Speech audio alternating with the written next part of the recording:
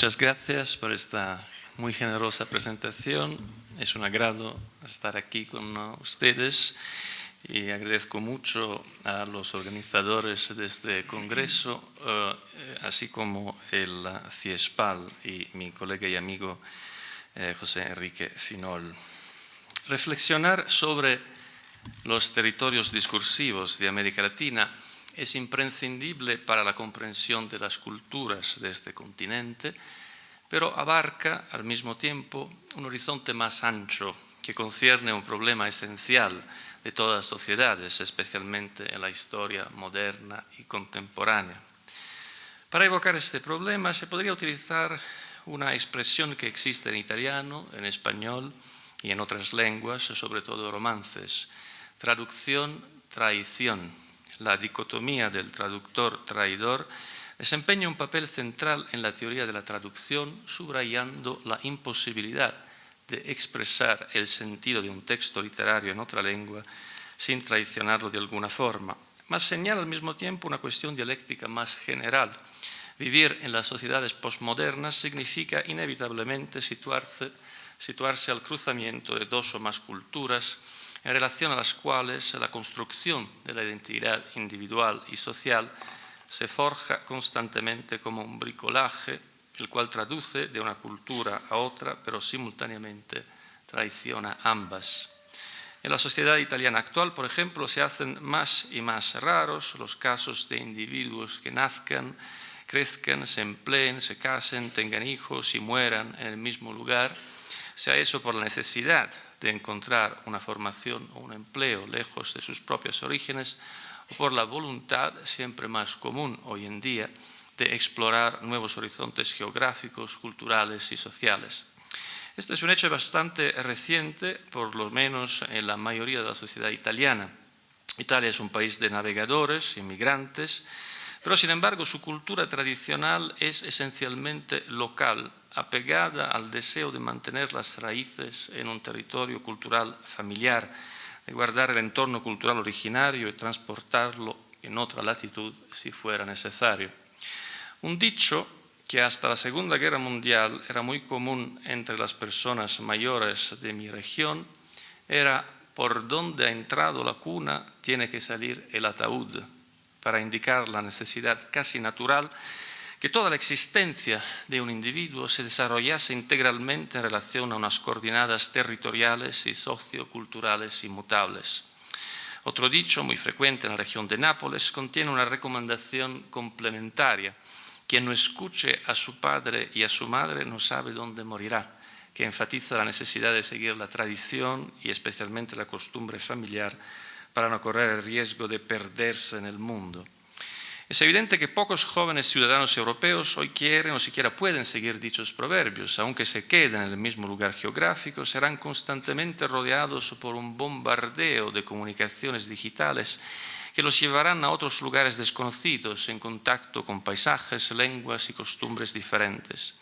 En la mayoría de las sociedades actuales, los individuos se enfrentan, por lo tanto, a la obligación de desenvolver de manera continuativa una traducción de su propia personalidad que incesantemente transporte, transforme y comunique rasgos pertenecientes a regiones espacio-temporales distintas del universo cultural. Según las capacidades y la energía simbólica de cada individuo, el bricolaje de las identidades podrá dar lugar al resultado de una traducción más o menos feliz, y sin embargo, este esfuerzo de síntesis nunca será sin sacrificios. Al revés, conllevará siempre una cierta dosis de traición.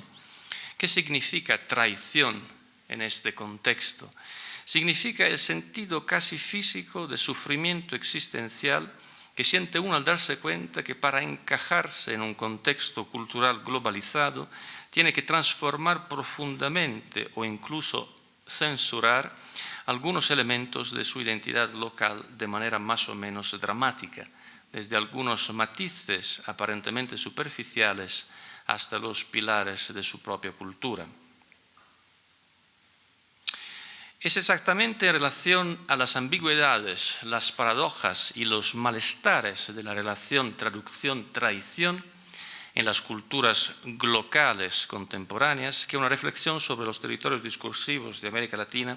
puede revelarse iluminante no solo para este continente, sino también para la cultura mundial. Me gustaría empezar esta reflexión a partir de una de las novelas de más éxito de la literatura ecuatoriana contemporánea, Mientras llega el día, publicada en 1990 por el escritor e historiador Juan Valdano. La temática principal de la novela coincide con la voluntad de identificar como centro utópico de la cultura ecuatoriana presente y sobre todo futura una ideología mestiza, la cual sepa combinar la identidad esencialmente dialéctica de la cultura europea con la capacidad de conciliación entre opuestos de la filosofía indígena. Por un lado, el personaje principal de la novela, Pedro Matías Ampudía, encarna este nuevo pacto en el desarrollo narrativo del cuento, el cual relata de forma ficcional la oposición de algunos criollos ecuatorianos guiados por el marqués de Selvalegre contra la invasión napoleónica de España en diciembre de 1808 y la interpreta como primera afirmación de los mestizos en la historia política de Ecuador. Por otro lado, Pedro Matías Ampudía encarna este pacto utópico también en el desenvolvimiento temático de Mientras llega el día, en el cual el protagonista se vuelve una figura casi cristiana, la cual con su sacrificio permite que se afirme una nueva síntesis cultural en la historia del país. Que la novela proponga esta síntesis nacida en Ecuador, cuyo nombre incluso simbólicamente evoca la posibilidad de un equilibrio ideal entre opuestos, tanto para el territorio discursivo de América Latina como para todo encuentro entre culturas globales y locales, es evidente en las páginas en las que el autor, a través del personaje de Pedro Matías Ampudía, describe su paisaje interior mediante una magnífica descripción de las columnas salomónicas de la iglesia de la Compañía de Jesús en Quito. Es preciso transcribir integralmente estas páginas, entre las más conocidas, creo, de la literatura ecuatoriana contemporánea.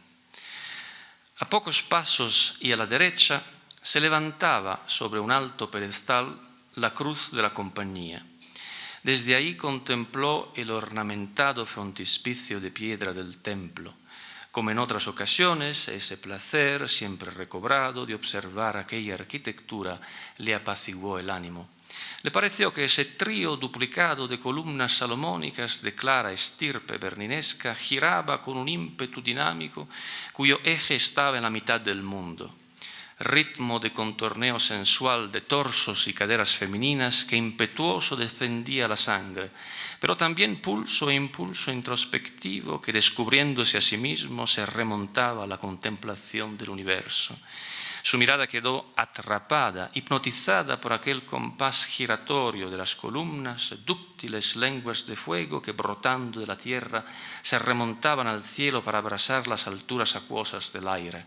Tierra, aire, agua y fuego, la totalidad del ser, los antes y lo después, lo bajo y lo alto, la oposición y la armonía, el tiempo, el espacio, el cielo y el infierno, lo húmedo y lo seco, todo estaba atravesado y abarcado por el ritmo cósmico de aquellas columnas, pues era la misma cadencia del universo que sobre sí mismo gira.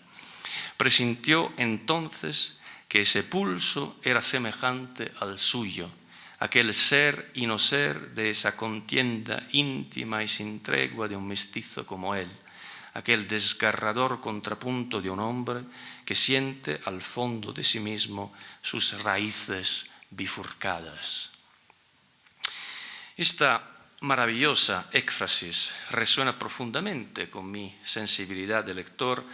a varios niveles. En primer lugar, el frontispicio de piedra del templo que Juan Valdano tan hábilmente describe se parece a las muchas iglesias berninescas de Italia y sobre todo a la de San Mateo, que nuestro compañero conoce bien, en mi ciudad natal, Lecce, en el sur de Italia.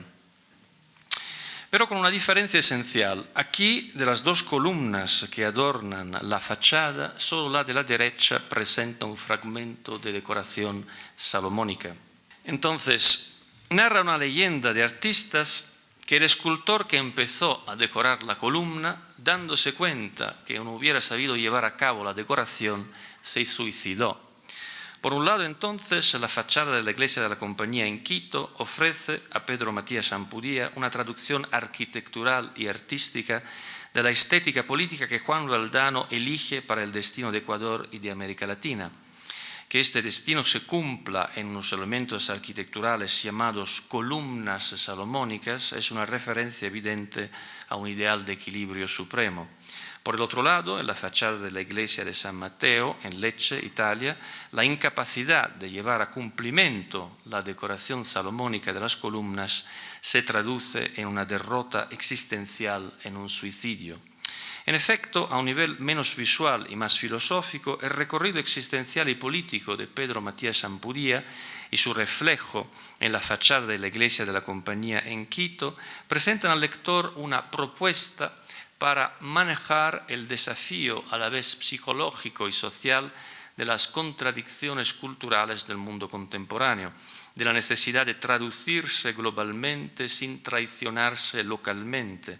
de entrar en relación con la diversidad sin renunciar a la identidad, de encontrar un espacio personal y político en el cual ontologías opuestas, la del enfrentamiento dialéctico y la de la síntesis de los opuestos, puedan desembocar en una conducta individual y colectiva armoniosa. ¿En qué consiste esta propuesta? Esta propuesta consiste esencialmente en una traducción. La disciplina semiótica se ha concentrado desde hace tiempo sobre las dinámicas lingüísticas y semióticas de los procesos de traducción. En un artículo muy célebre, Roman Jakobson ya distinguía entre traducción intralingüística, interlingüística e intersemiótica. Ejemplificaré ahora los tres tipos de traducción descritos por Jakobson, refiriéndome al contexto que constituye el cuadro histórico y el marco ideológico en los que surgieron las contradicciones que la figura de las columnas salomónicas procura solucionar. Por un lado, el encuentro entre conquistadores europeos y nativos del continente que ahora llamamos América se configuró a menudo como un ejercicio no semiótico de violencia sin límites. La humanidad misma de las populaciones indígenas fue sistemáticamente ignorada, sus derechos como seres humanos y vivientes destrozados. Se trató de una interacción no semiótica porque no pasó por el lenguaje, sino por la fuerza brutal de las armas. Nadie intentó convencer, lo que importaba era vencer. Por el otro lado, la historia moderna del continente americano está repleta de episodios en los que sí hubo una interacción y un intento de persuasión, aunque en el marco de violencia que se acaba de evocar. Los primeros religiosos católicos que llegaron a la Mesoamérica, por ejemplo, enseguida se plantearon el problema de la traducción, ya que lo que les importaba no era solo extender el dominio ideológico y material de Europa con la fuerza, sino también lograrlo a través de la comunicación. El esfuerzo de traducción se manifestó según todas las tipologías distinguidas por Jakobson. En primer lugar, fue preciso desarrollar una traducción intralingüística para poder comunicar la novedad de los territorios y sobre todo de las poblaciones encontradas en la Mesoamérica a los mandantes europeos de la colonización. Peter van der Mere, un franciscano flamenco que las fuentes nombran habitualmente como Pedro de Gante, fue protagonista de las primeras iniciativas católicas para la conversión de los nativos de la Mesoamérica. Ellas conllevaron una traducción intralingüística. A partir de su llegada en la actual Veracruz, el 13 de agosto de 1523, Pedro de Gante nunca cesó de enviar a Europa unas cartas en las que el lenguaje verbal se redoblaba perifrásticamente para redefinir su semántica en relación a la experiencia del contacto con las poblaciones indígenas. Términos habituales del discurso religioso católico de la primera modernidad, como religión, creencia, rezar, templo, etc., necesitaban una nueva definición para abarcar las formas antropológicas novedosas que los misioneros encontraban al otro lado del océano y cuya esencia querían transmitir a través del filtro de su propia ideología al público europeo. En segundo lugar, el contacto entre misioneros católicos y nativos del continente americano implicó unas tentativas de traducción interlingüística, aunque las vidas de las poblaciones indígenas de América fueran aplastadas por la violencia colonial, incluso los conquistadores más feroces tuvieron que reconocer que los nativos se comunicaban entre ellos y con los otros mediante formas semióticas, o sea, con un lenguaje.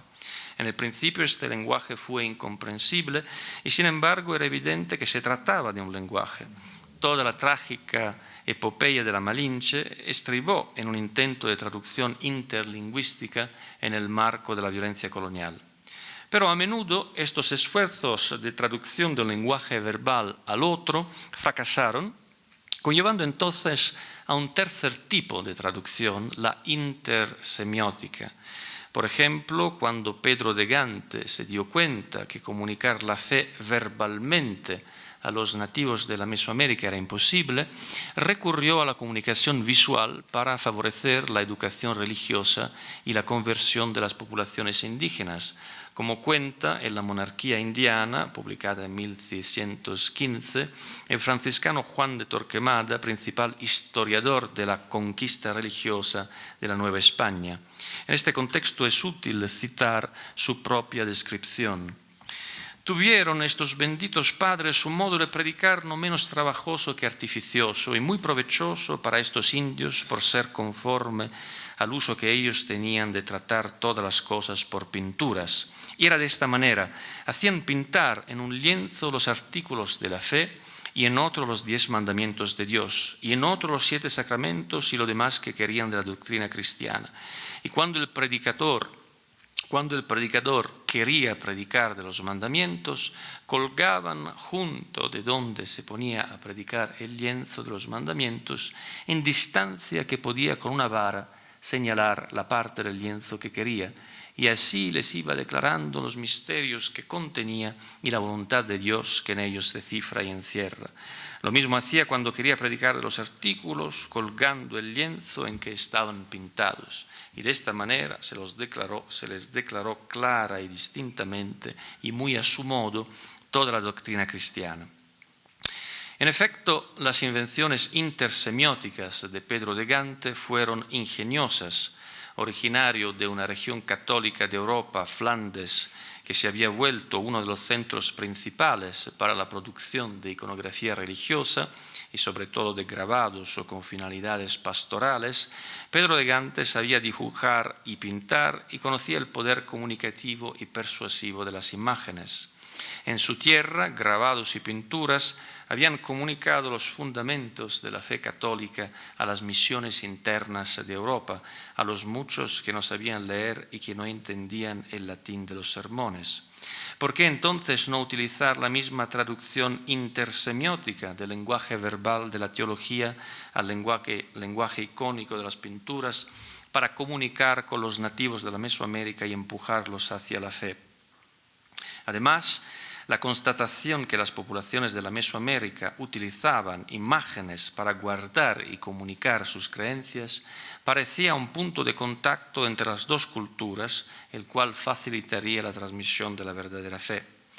Pedro de Gante empezó entonces a transmitir los fundamentos de la religión católica apoyándose en la exposición de grandes lienzos pintados, aprovechando también el efecto persuasivo que la perspectiva y los otros novedosos rasgos de la cultura visual europea ejercían sobre el público local.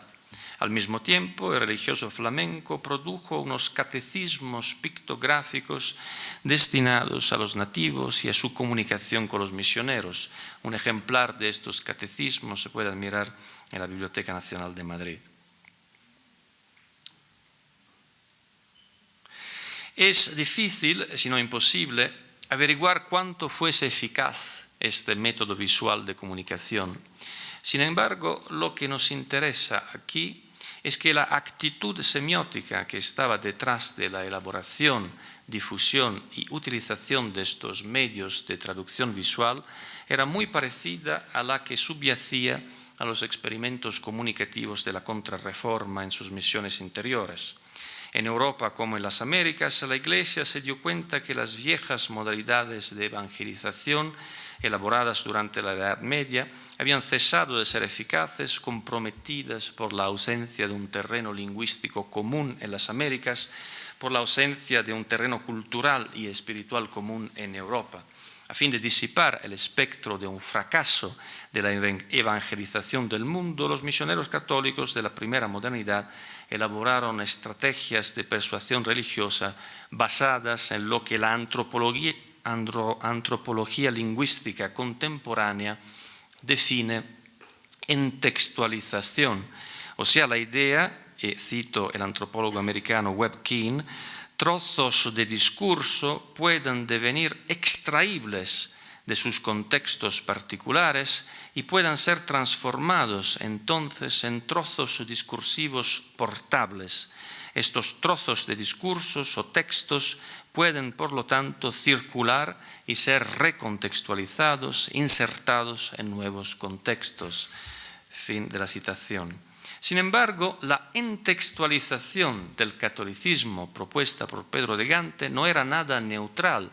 Implicaba una ideología semiótica según la cual los pictogramas mesoamericanos podían ser culturalizados, destacados de su contenido religioso tradicional y utilizados como formas expresivas independientes, capaces de comunicar el contenido religioso del cristianismo. La medida en la que esta portabilidad del mensaje católico de la primera modernidad estaba relacionada a una ideología semiótica de la independencia recíproca de significante y significado, es aún más evidente en las invenciones semióticas elaboradas por el discípulo de Pedro de Gante, Diego Valadez. Diego Valadez nació en Tlaxcala, México actual, en 1533, de una madre indígena y de un padre conquistador. Educado por Pedro de Gante en la Escuela Franciscana de San Francisco de México, aprendió, entre otras habilidades, el dibujo y la pintura. En 1548 ingresó en el noviciado de la provincia franciscana del Santo Evangelio, donde perfeccionó su formación espiritual. Después de hacerse franciscano, en 1550, completó estudios filosóficos y teológicos en el convento de San Francisco en Santiago Tlatelolco y fue ordenado sacerdote en 1555.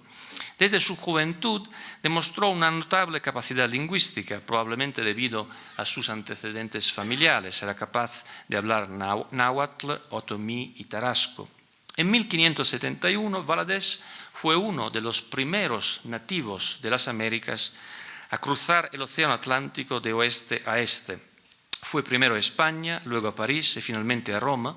donde en 1575 ingresó en el capítulo de la Orden Franciscana. Inesperadamente elegido procurador general, hubiera tenido que mantener esta posición durante 4 años, pero el 10 de mayo de 1577, el rey de España, Felipe II, de repente lo despidió. Durante su estancia en Roma, Valadez escribió su obra más importante, La Retórica Cristiana, publicada en 1579.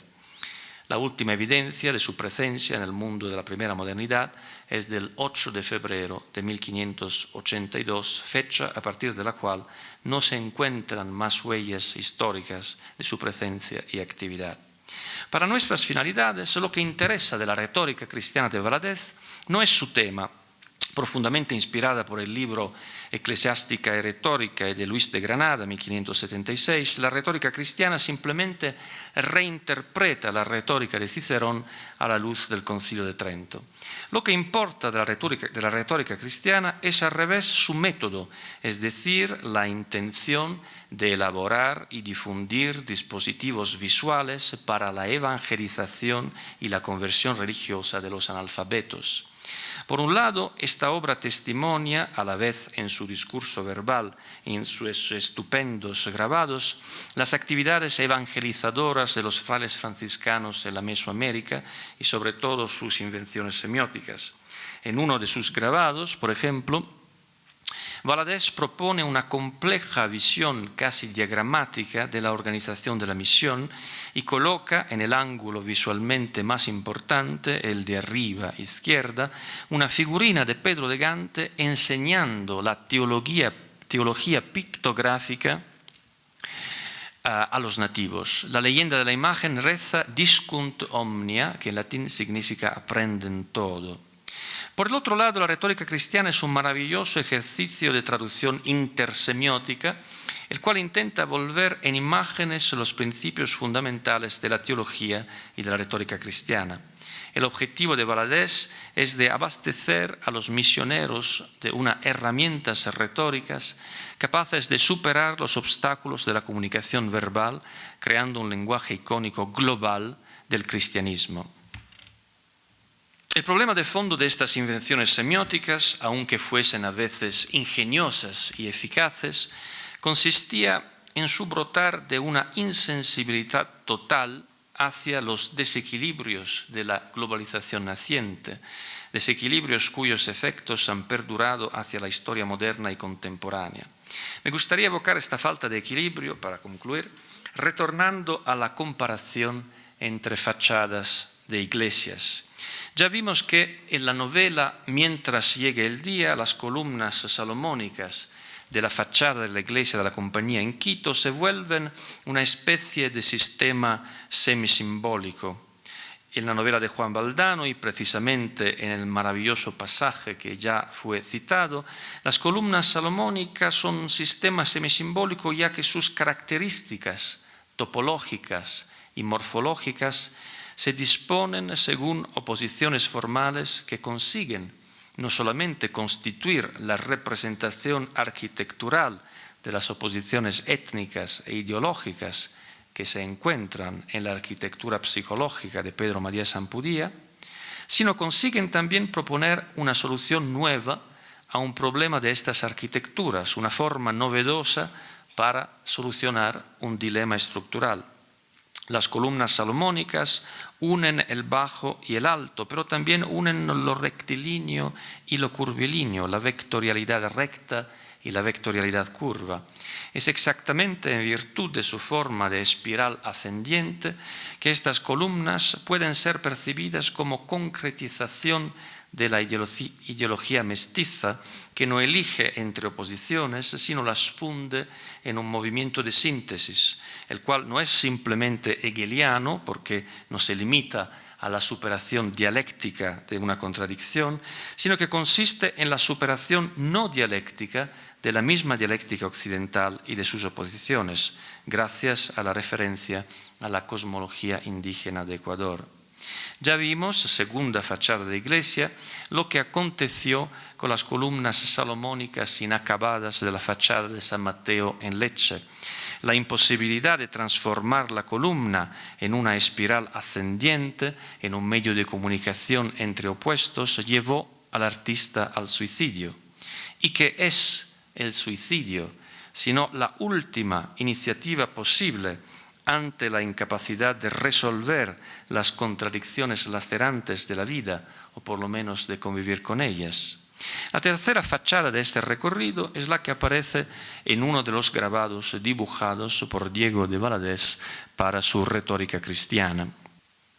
Al igual que en otros grabados de la retórica cristiana, Valadez tiende a utilizar la totalidad del espacio del grabado y de la página con el fin de mostrar, a través de una especie de diagrama, los principales aspectos de su tema.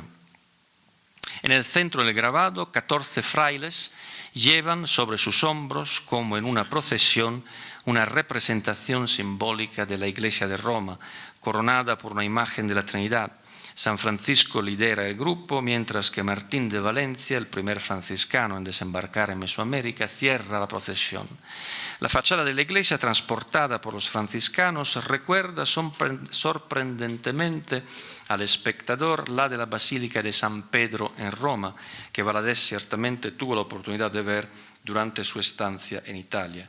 Desde las columnas del pórtico, la paloma del Espíritu Santo envía rayos de gracia hacia las 4 esquinas del grabado, y son también las 4 esquinas de la misión franciscana. En esta fachada,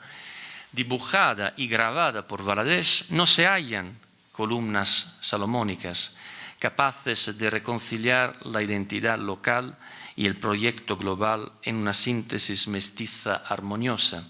Si en la fachada de San Mateo en Lecce permanecen las huellas de un suicidio individual, la fachada de Valadez representa de manera arquitectural una especie de suicidio cultural. Un franciscano mestizo, hijo de madre indígena y de padre conquistador, brinda al triunfo de una ideología semiótica y religiosa globalizante, según la cual las ideas religiosas, como la fachada de la Basílica de San Pedro, se pueden erradicar de su contexto cultural específico, viajar sobre los hombros de los franciscanos y en los barcos de los conquistadores que les acompañan, y enraizarse sin obstáculos en la nueva tierra de América, superando los problemas de comunicación lingüística gracias a los experimentos de traducción intersemiótica de Pedro de Gante y de su escuela. En la historia de las religiones, el pasaje del judaísmo al cristianismo coincidió con el pasaje de una ideología semiótica local, según la cual los signos podían tener sentido solamente en relación a su contexto étnico de origen,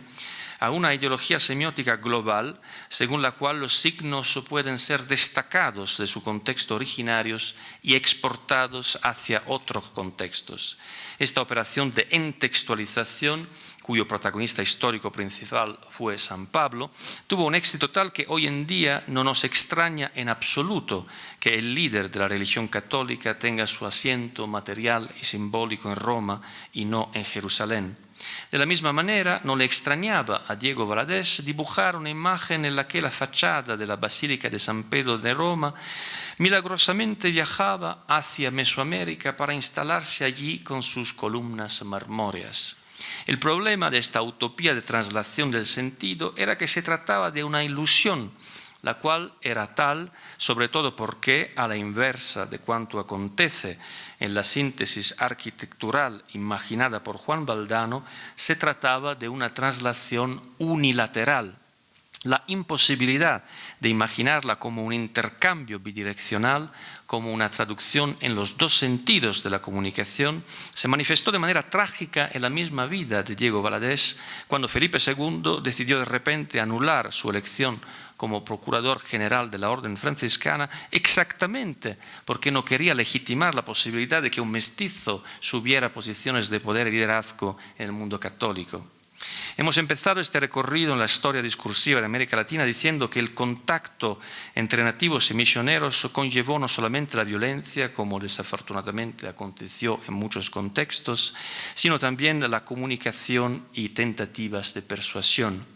Esta comunicación, a su vez, implicó el despliegue de toda una serie de procesos de traducción intralingüística en las cartas de los misioneros para el público europeo, traducción interlingüística en los casos en los que los misioneros consiguieron aprender y utilizar la lengua de los indígenas, o al revés, como en el caso de la Malinche, los nativos aprendieron el español. Pero también traducción intersemiótica, cuando Pedro de Gante, Diego Valadez u otros tradujeron los principios de la fe católica en imágenes como en canciones o en obras teatrales. Lo que faltó en estos contactos y en estas operaciones de traducción fue una sensibilidad intrasemiótica, o sea, la capacidad de traducir el sentido de un sistema de comunicación al otro a través de un metalenguaje que pudiera exponer y subrayar sus desequilibrios internos. El grabado de Valadez, por ejemplo, expresa de manera muy eficaz la idea de una espiritualidad que se muda de un continente al otro gracias al entusiasmo misionero de los franciscanos. Sin embargo, carece en este grabado y en su dibujante la capacidad de reflexionar metasemióticamente sobre las implicaciones culturales de tal viaje religioso. ¿Por qué el transporte ocurre solo en una dirección, de oeste a este? ¿Y por qué la fachada de la Basílica de San Pedro no se instala con sus pesadas columnas, no se transfigura durante el viaje, sino se instala con sus pesadas columnas en el medio de la Amazonía? En palabras más explícitas, lo que falta a esas dinámicas de traslación y traducción es la conciencia que de que los procesos de transmisión del sentido siempre implican una estructura de poder, especialmente cuando esta transmisión se manifiesta cruzando las fronteras étnicas, sociales y culturales entre comunidades. En el contacto con los nativos de América, la religión católica se tradujo en otros idiomas y sistemas de signos, pero raramente ofreció sus propios signos para la expresión de las culturas locales. Cultivando un tal desequilibrio, esta traducción implicó inevitablemente una traición, la cual fue esencialmente doble. Por un lado, el cristianismo traicionó la identidad de las culturas locales, utilizando sus signos de manera instrumental y despegándolos de sus contextos y contenidos originarios para transformarlos en formas expresivas serviles. Por el otro lado, el cristianismo se traicionó a sí mismo, no solamente en el sentido que se presentó como una religión transportable, como un conjunto de ideas abiertas a una globalización indefinida y sin raíces, sino también en el sentido que el cristianismo traicionó sus propios textos.